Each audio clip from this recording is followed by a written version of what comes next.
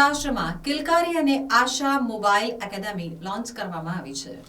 કેન્દ્રીય આરોગ્ય રાજ્યમંત્રી શ્રીમતી ભારતી પવાર અને શ્રી એસપી વાઘેલના હસ્તે ગુજરાત અને મહારાષ્ટ્રમાં કિલકારી અને આશા મોબાઈલ એકેડેમીનું વર્ચ્યુઅલી લોન્ચિંગ કરીને સેવાનો પ્રારંભ કરાવવામાં આવ્યો હતો।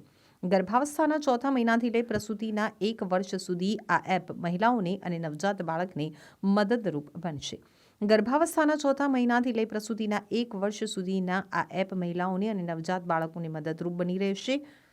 સગર્ભાવસ્થા, બાળ જન્મ અને બાળ સંભાવ વિશે મફત સાપ્તાહિક યોગ્ય સમયે 72 ઓડિયો મેસેજ સીધા પરિવારના મોબાઈલ ફોન ઉપર પહોંચાડાશે।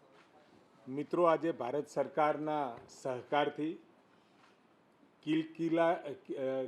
કિલકારી નામનો કાર્યક્રમ અને સાથે આશા એકેડેમી આ બંનેનો એક કાર્યક્રમ કેન્દ્ર સરકાર તરફથી ગુજરાત અને મહારાષ્ટ્ર માટે આજે ખુલ્લો મૂકવામાં આવ્યો છે।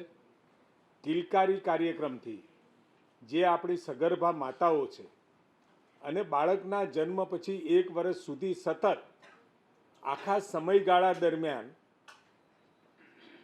પ્રત્યેક અઠવાડિયે એટલે કે લગભગ 72 અઠવાડિયા સુધી એને માર્ગદર્શન માટે એના મોબાઈલ ફોન ઉપર એના સમય પ્રમાણે ગર્ભાવસ્થા દરમિયાન હોય તો ગર્ભાવસ્થા દરમિયાન લેવાની કાળજી,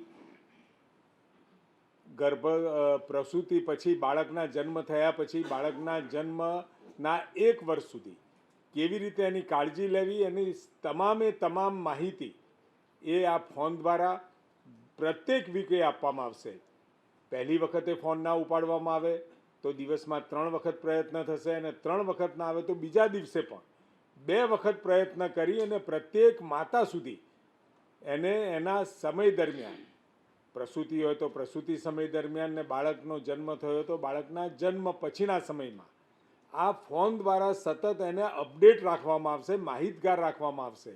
અને માનો કે કોઈ સંદેશાની અંદર એને ક્લેરિફિકેશન ન મળે તો એ ટોલ ફ્રી નંબરથી ફરી વખત પણ એ સાંભળી શકે એ સંદેશો એ પ્રકારની આખી વ્યવસ્થા મનસુખભાઈ અને આદરણીય પ્રધાનમંત્રી મોદી સાહેબના કારણે આપણને કેન્દ્રમાંથી આ બંને અને આશા એકેડેમી એટલે કે મોબાઈલ ફોન ઉપર જ એને ટ્રેનિંગ કાર્યક્રમ માટેનો એક મહત્ત્વનો આ કાર્યક્રમ ત્યાંથી પ્રસ્તુત કરવામાં આવ્યો છે, જેથી કરી આશાબહેનો પણ ટ્રેન થાય અને સાથે સાથે આપણી માતાઓ પણ કે જે બાળકને જન્મ આપવાની છે એવી તમામ માતાઓ માટે ખૂબ સારી રીતે આ કાર્યક્રમ કેન્દ્ર સરકારની મદદથી આપણે મેળવી શક્યા છીએ। આપણે ભાગ્યશાળી છીએ। મહારાષ્ટ્ર, ગુજરાત અને જે રાજ્યોની અંદર આવી નાની મોટી વ્યવસ્થાઓ ચાલતી હશે પરંતુ એનાથી પણ સરસ વ્યવસ્થાઓ આપણને ગુજરાત અને મહારાષ્ટ્રમાં। કેન્દ્રીય આરોગ્ય રાજ્યમંત્રી એસપી વાઘેલ કિલકારી એપને મહિલા સશક્તિકરણની દિશામાં વધુ એક પહેલ જણાવી હતી। તેમણે આ વર્ષના બજેટમાં 10 લાખ આશા બહેનો અને 25 લાખ આંગણવાડી કાર્યકરોને પ્રધાનમંત્રી જન આરોગ્ય યોજનાનો લાભ મળનાર જોગવાઈને પણ આવકારી હતી।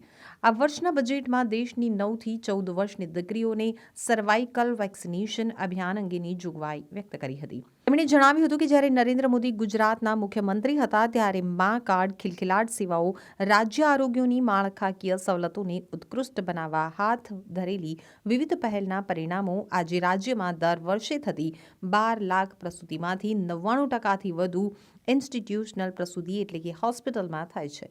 વધુમાં ગ્રામ્ય અને શહેરી વિસ્તારમાં લોકોને ઘરે ઘરે જઈને આરોગ્યની સેવા આપતી આશા બહેનો માટે આશા મોબાઈલ એકેડેમીની પણ ગુજરાતમાં શરૂઆત કરવામાં આવી છે।